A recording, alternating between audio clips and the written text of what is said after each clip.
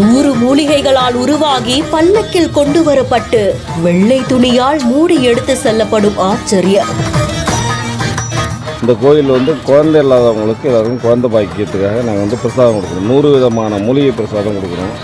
இந்த பிரசாதத்தை நாங்கள் தனிப்பட்ட முறையில் ஸ்பெஷலாக செய்கிறோம். கடல் கடந்து செல்லும் அதிசய பிரசாதம். இந்த பிரசாதம் போய் வாங்கி சாப்பிட்டவங்க அத்தனை பேருமே எல்லாம் குழந்தை பாக்கியத்தோட சிறப்பாக இருக்கிறாங்க. இந்த வருஷம் ஒரு 50 பேருக்கு மேலே துராபாரமே போட்டுக்கிறாங்க. இதை சாப்பிட்டால் குழந்தை பாக்கியம் கிட்டுமா?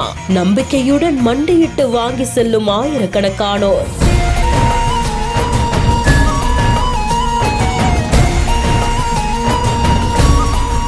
கடலூர் மாவட்டம் நெய்வேலி மந்தாரக்குப்பத்துக்கு பக்கத்துல வடக்கு செப்பாளநத்தம் அப்படின்ற ஒரு கிராமம் இருக்கு. இங்க உப்ராபதீஸ்வரர் ஆலயம் ஒன்றும் அமைஞ்சிருக்கு.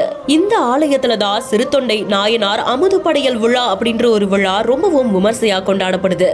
வருஷம் நடக்கக்கூடிய இந்த விழால சிவபெருமானுக்கு கைலாய வாத்தியம் முழங்க சீராளன 100 மூலிகை கொண்ட குழந்தை உருவமா வடிவமைச்சு ஊருடைய முக்கிய வீதி வழியா பல்லக்குல தூக்கி சென்று இறுதியா அந்த பிரசாதத்துடைய தலைப்பகுதியை வெட்டி உடல் பாகங்களை சிறு சிறு உருண்டைகளா பிரசாதமா தயார் செஞ்சு குழந்தை இல்லாத தம்பதிகளுக்கு கொடுக்கக்கூடிய வினோத நிகழ்வு நடக்குது. சிறுத்தொண்டை நாயனார் தான் வளர்த்த ஒரே மகனான சீராளன சிவபெருமானுக்கு மனித படையலா விருந்து வச்ச அந்த ஒரு புராண கதையை நினைவு கூறும் நாளாதான் இந்த அமுது படையல் விழா கொண்டாடப்படுறதா சொல்லப்படுது.